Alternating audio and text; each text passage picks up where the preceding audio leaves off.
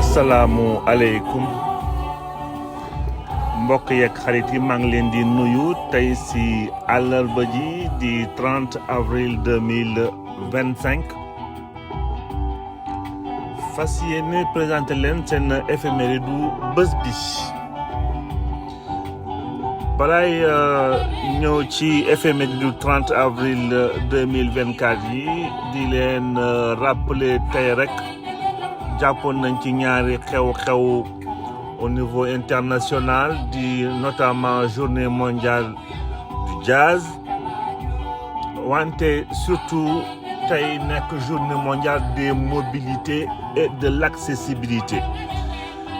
journée mondiale jazz bi xam naa dañ koy tege fee ba beneen yoon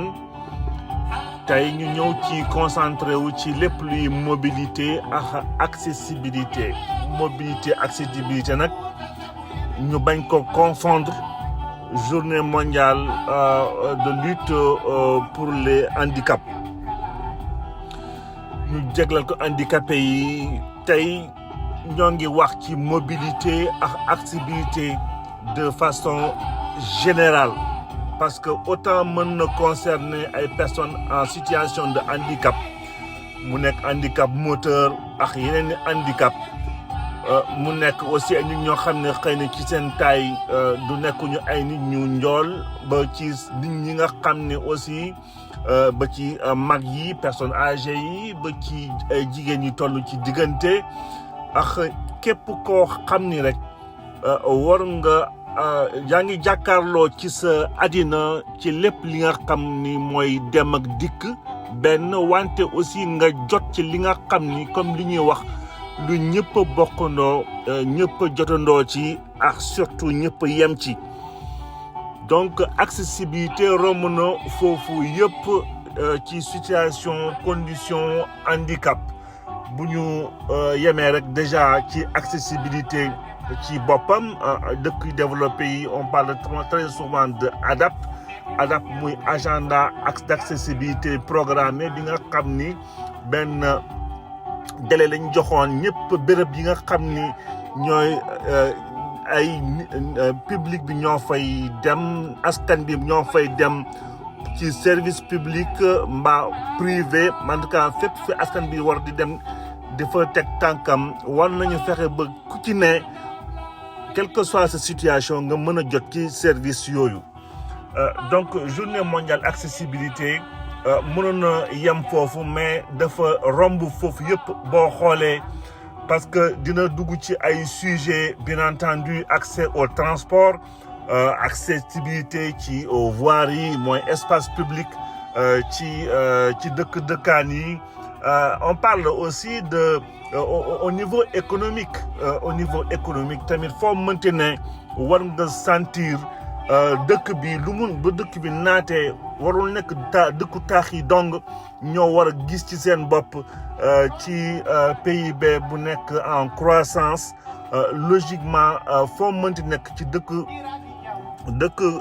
kaw yi aussi war nañu sentir seen bopp ci nation bi ñu ne ba lépp lu leen laaj ci civisme aussi mu nekk lu yenu maanaa ci sunu réew balaa ñëw ci accès yooyu yëpp ñu diversifier soxla yi nga xam ni c'est en rapport avec l'accessibilité on parle très souvent aussi de l'accessibilité numérique mooy foo mënte nekk ci dëkk bi war nga fexe ba internet yomb fa war nga fexe ba jumtukaay yi nga xam ni ñoo lay permettre nga mën a ñëw yegg ci say droit par rapport ak lépp luy internet ki nekk ci dëkk taax yi mook yow mi nekk ci village bi yéen ci yemandoo accessibilité donc web aussi on parle souvent de langue de signes ñi nga xam ne aussi xëy na am nañ ay problème pour wax war nañ leen mën a jàngal lépp luy langue de signes ak ñi nga xam ne mënuñu gis jàngal leen ay braille ay commande vocale ak ay yeneen technologie yi nga xam ni en rapport avec la communication donc bu ñëwaat encore ci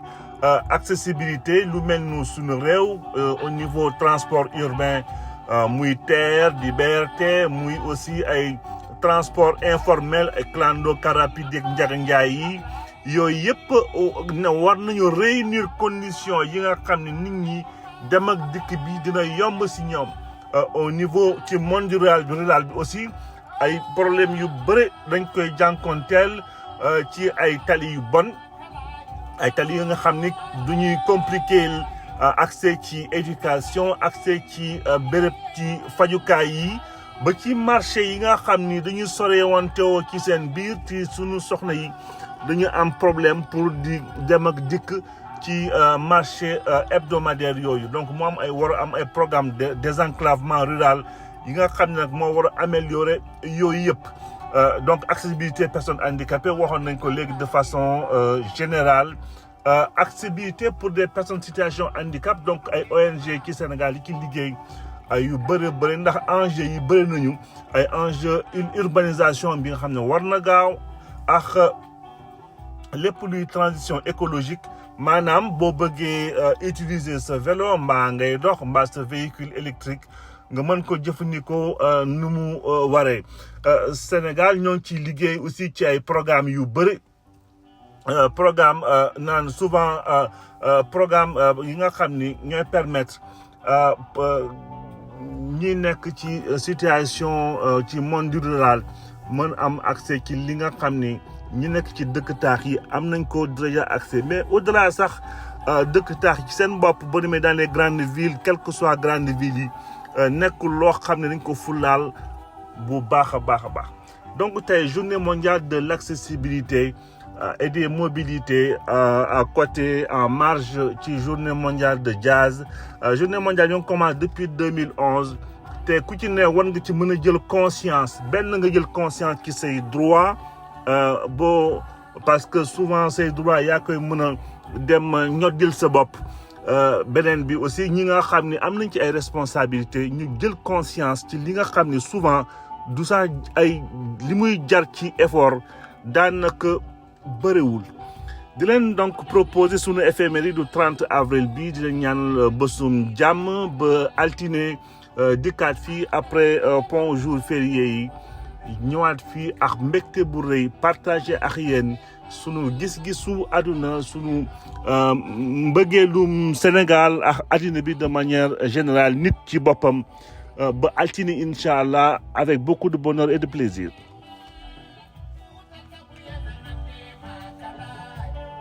toujours may invité wala di invité sama bopp di invité ñëpp aussi ci lépp li nga xam ni mooy xel demee xel ak lépp li nga xam ni war nga koy jëfee au quotidien ndax sunu premier élément bi fi la gën a amee sens parce que dafa am ay sujets yoo xam ni boo ci dajee rek boo moytu soxal jóg boo xoolee njeexital ga nga ne heureusement que jaru ko woon parce que xel bi nga utiliser finalement mooy tax nga génn ci ñëwoon nañ fii ay jamono nga xam ni lu mel ni puissance coloniale par exemple dafa mujjee woon instituer demande d'autorisation ci lépp li nga xam ni mooy ubbite daara jàngale daara alxuraan ci Sénégal loolu boo nekkee sénégalais dafay nekk loo xam ne day métti ci sa xol gan gi ñëw ci sa kër di lay mettre en place demande d'autorisation pour que na nga mën a yëngatoo sa kër tamit dafay xaw a métti de la même manière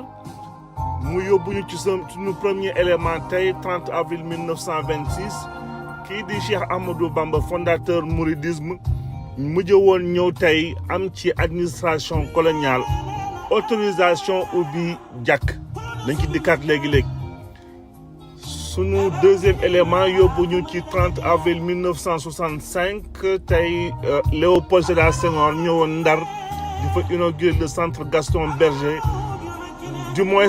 ministre bi moo ko inauguré woon di Ibrahima Mamadou Kane mi ngi ñëw léegi ci liggéey yi nga xam ne aussi Gaston Berger amoon na ko ñu ñëw ci sunu ay gis-gisu àdduna aussi xel yi dem ci wayu Fallou Dieng bi naan tànn kat dàll boo moytul ay carax ngay mujjee dafa mel ni 30 avril 1945 ku mel ni Hitler cara xam yi xaw nañ ko wax xat ndax ginnaaw ñaawteef yi mu defoon ci àddina bi yëpp tey 30 avril 1945 la mujje woon officiellement en tout cas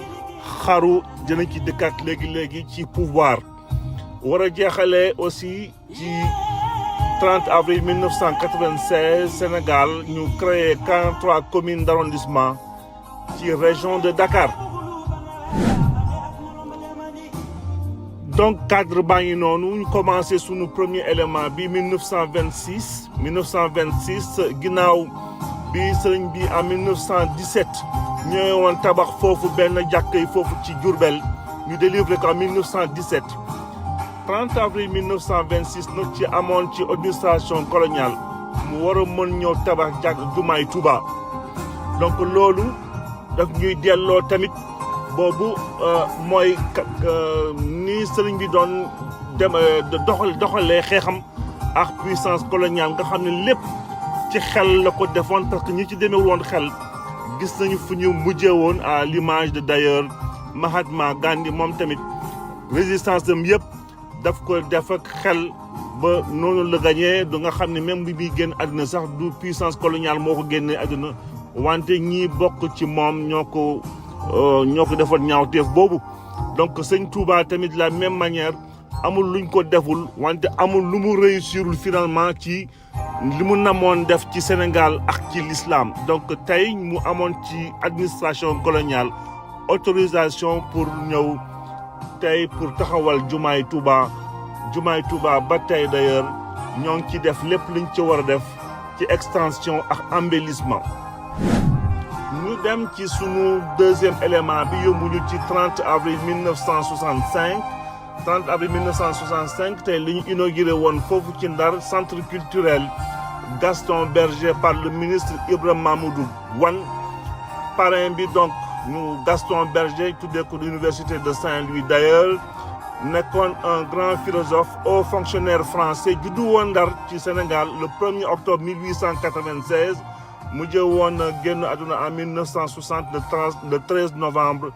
ci France ñu xamee woon ko nag ay liggéey yu amoon solo ci ki naan Ursule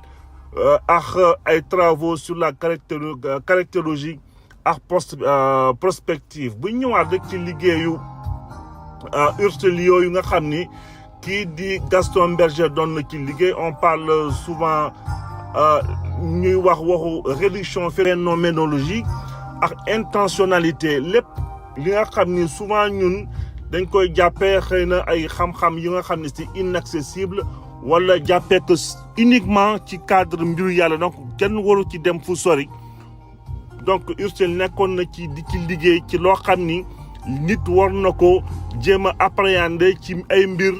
dox ci lim ci dox ba mën ci gis njëriñ donc loolu mooy wàññi toujours le caractère inaccessible ci yenn xam-xam yi de manière générale quoi boo xoolee ci loolu la doon liggéey caractérologie nag mooy liggéey ci lépp li nga xam ni fonctionnement wu nit bu xol bi di tàng xol bi di jóg wala nit ku teey wala nit koo xam ni ki dans